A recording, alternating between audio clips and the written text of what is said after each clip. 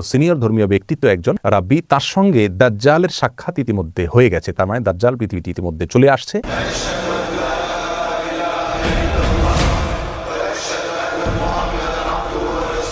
আলহামদুলিল্লাহ, ওয়াসসালাতু ওয়াসসালামু আলা রাসূলিল্লাহ ওয়া আলা আলিহি ওয়া আসহাবিহি ওয়া মান ওয়ালাহ, মা বাদ।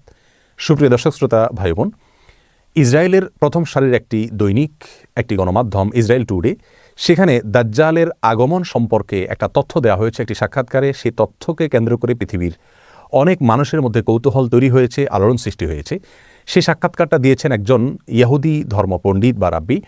তিনি সেই সাক্ষাৎকারে দাবি করেছেন যে তাদের ধর্মীয় ব্যক্তিত্ব, সিনিয়র ধর্মীয় ব্যক্তিত্ব একজন রাব্বি, তার সঙ্গে দাজ্জালের সাক্ষাৎ ইতিমধ্যে হয়ে গেছে। তার মানে দাজ্জাল পৃথিবীতে ইতিমধ্যে চলে আসছে এবং এর মাধ্যমে তারা মনে করেন যে দাজ্জালের আগমনের মাধ্যমে তাদের বিস্তার ঘটবে, তাদের প্রভাব পুরো পৃথিবীতে প্রতিষ্ঠিত হবে। কারণ ইহুদি ধর্মমত অনুযায়ী তারা দাজ্জালের আগমনকে ইতিবাচকভাবে দেখে, তারা তাকে ত্রাণকর্তা মনে করে। তারা মনে করে দাজ্জাল আসার পর গোটা পৃথিবী তাদের কর্তলগত হবে। এবং এই ঘটনার প্রেক্ষিতে তারা ইসরায়েলের বাইরে সফর করছেন না, সবাই ইসরায়েলের ভিতরে অবস্থান করছেন। বিশেষ করে তাদের ধর্মীয় ব্যক্তিত্বরা ইসরায়েলের বাইরে কেউ যাচ্ছেন না, কারণ তারা মনে করেন তাদের ধর্মবিশ্বাস হলো দাজ্জাল আগমন করার পর পৃথিবীতে একটা ব্যাপক অস্থিরতা দেখা দিবে এবং সেই অস্থিরতায় পুরো পৃথিবীতে যে বিপর্যয় দেখা দিবে, যে ক্ষয়ক্ষতি হবে, সেটা পৃথিবীতে কোনো যুদ্ধেও এত ক্ষয়ক্ষতি হয় না। এবং অনেকটা বর্তমান করোনা পরিস্থিতির যে বিপর্যয় দেখা দিচ্ছে পৃথিবীতে, তারা সেটাকে সেই দাজ্জাল আসার পরবর্তী তাদের ধর্মীয় দৃষ্টিকোণ থেকে যে বিপর্যয় হওয়ার কথা সেটা বলে তারা ব্যাখ্যা করছে।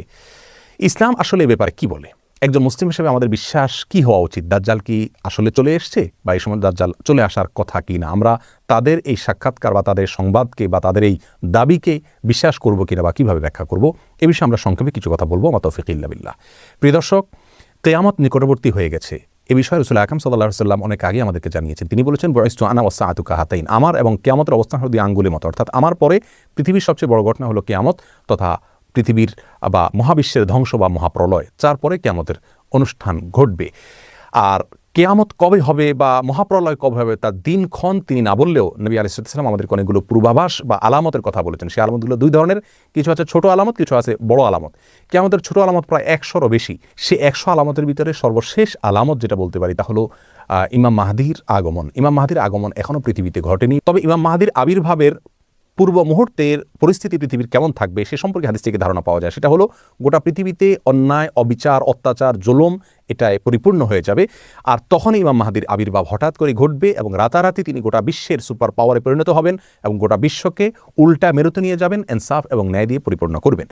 এরপরে কিয়ামতের বড় আলামতগুলো দেখা দিবে, যে সম্পর্কে সহিহ মুসলিমের হাদিসে নবী আলাইহিস সালাম বলেছেন কিয়ামত ঘটবে না 10টি আলামত আসা ছাড়া। সেগুলোকে ওলামায়ে কেরাম, ইসলামের বড় বড় পণ্ডিতগণ, ইমামগণ কিয়ামতের বড় এবং বৃহৎ আলামত হিসাবে চিহ্নিত করেছেন।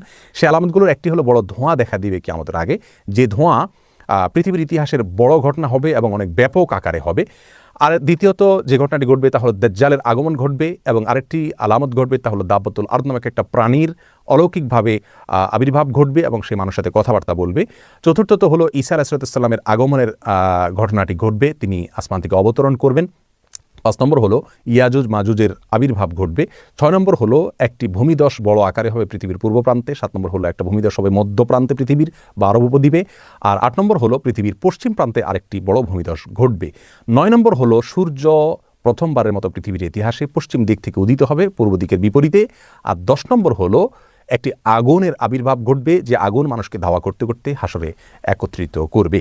এই বড় 10টি আলামতের ভিতরে আমরা দেখতে পেলাম যে শুরুর দিকে রয়েছে দাজ্জালের আবির্ভাব, তারও আগে দোকান বা ধোঁয়ার ঘটনা ঘটবে।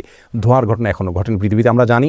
তারও আগে ইমাম মাহদির আগমন ঘটবে, সেটিও এখনও পৃথিবীতে ঘটেনি। অতএব একজন মুসলিম হিসেবে আমাদের বিশ্বাস হবে দাজ্জালের আগমন এখনও ঘটেনি, কারণ দাজ্জাল আসার আগে পৃথিবীতে আর অনেক কিছু ঘটনা ঘটবে যেগুলো এখনও ঘটেনি। এটা হবে একজন মুসলিমের বিশ্বাস। আমরা কোরআন হাদিসের আলোকে দেখতে পেলাম যে দাজ্জালের আবির্ভাব এখনও ঘটেনি। অতএব ইহুদিরা যেটা দাবি করছে সেটা অসত্য এবং বেঠিক। অন্তত এটা নিয়ে আমাদের অস্থিরতার কোনো কারণ নাই। একজন সাহাবী জিজ্ঞাসা করছিলেন, ইয়া রাসূলুল্লাহ, কিয়ামত কবে হবে? নবী আলাইহিস সালাম বলেছেন, তুমি তার জন্য কি প্রস্তুতি নিয়েছো? এই হাদিস থেকে আমরা স্পষ্ট ধারণা পাচ্ছি যে কবে কে আসছে, কোনটার আবির্ভাব হচ্ছে কি হচ্ছে না, এটা নিয়ে আমরা যতটা কৌতূহলী হচ্ছি বা যতটা আমরা অস্থির হচ্ছি, এর চাইতে গুরুত্বপূর্ণ ইস্যু আমাদের জীবনে যে আমরা কিয়ামত হলে সেই পরিস্থিতিতে আমাদের করণীয় কি থাকবে। দাজ্জালের আবির্ভাব কথার কথা হয়ে গেল, তাহলে সেই মুহূর্তে দাজ্জালের যে ফিতনা, দাজ্জালের যে পরীক্ষা, এখানে অনেক মানুষ নিপতিত হয়ে ঈমান হারা হবে। অনেক ভালো ভালো মানুষ পর্যন্ত ঈমান নষ্ট হয়ে যাবে। দাজ্জালের যে ধূম্রজাল, তার যে ধোঁয়াশা, তার যে ফিতনা, তার যে পাওয়ার, সেগুলো দেখে অনেকে তাকে সৃষ্টিকর্তা মনে করবে, আল্লাহ মনে করবে। এই পরিস্থিতি থেকে বাঁচার জন্য আমরা কি প্রস্তুতি নিয়েছি? রাসূল করিম সাল্লাল্লাহু আলাইহি ওয়াসাল্লাম দাজ্জালের ফিতনা থেকে বাঁচার জন্য অনেকগুলো আমলি কথা আমাদেরকে শিক্ষা দিয়েছেন। তার ভিতরে একটি হলো সূরা কাহফের প্রথম 10টি আয়াত মুখস্থ করা, অর্থ সহকারে বোঝা ধারণ করা। যে ব্যক্তি এটা করবে ওই ব্যক্তিকে আল্লাহ সুবহানাহু ওয়া তাআলা দাজ্জালের ফিতনা থেকে রক্ষা করবেন।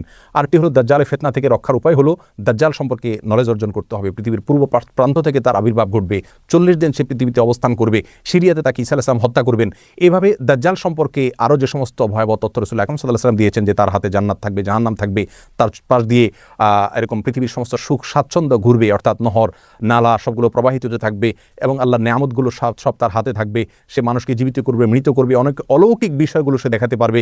তার একটা চোখ কানা থাকবে, শুকনো আঙ্গুরের মতো চোখ থাকবে, আরেকটা চোখ ভালো থাকবে, কপালে কাফের লেখা থাকবে পরিষ্কারভাবে, খাটো প্রকৃতির হবে। তার সম্পর্কে বিশদ বিবরণ হাদিসে দেওয়া হয়েছে, সেগুলো নলেজ অর্জন করা যাতে তাকে চিনতে সুবিধা হয়।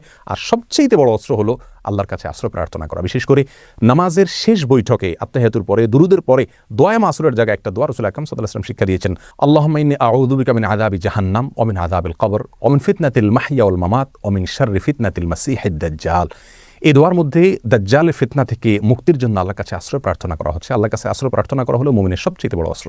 অতএব দাজ্জাল কখন আসছে না আসছে কিনা সে বিষয়ে গবেষণার চাইতে বড় করে আমাদের যে বিষয় দেখা উচিত, তা হলো আমরা তার জন্য কতটুকু প্রস্তুতি নিয়েছি। আল্লাহ সুবহানাহু ওয়া তাআলা আমাদের সকলকে কিয়ামতের পূর্বে যে সমস্ত ফিতনার মুখোমুখি আমাদের আল্লাহ না করুন হতে হবে, যদি হতে হয় তাহলে সে সমস্ত পরিস্থিতি আমরা কীভাবে নিজেদের ঈমানকে রক্ষা করব, আল্লাহর দিকে আমরা ধাবিত হব, সেই দিকে আল্লাহ তাআলা আমাদেরকে অগ্রসর হওয়ার তৌফিক দান করুন এবং সব ধরনের মিথ্যাচার প্রপাগান্ডা থেকে আমাদের ঈমানকে আল্লাহ তাআলা রক্ষা করার তৌফিক দান করুন।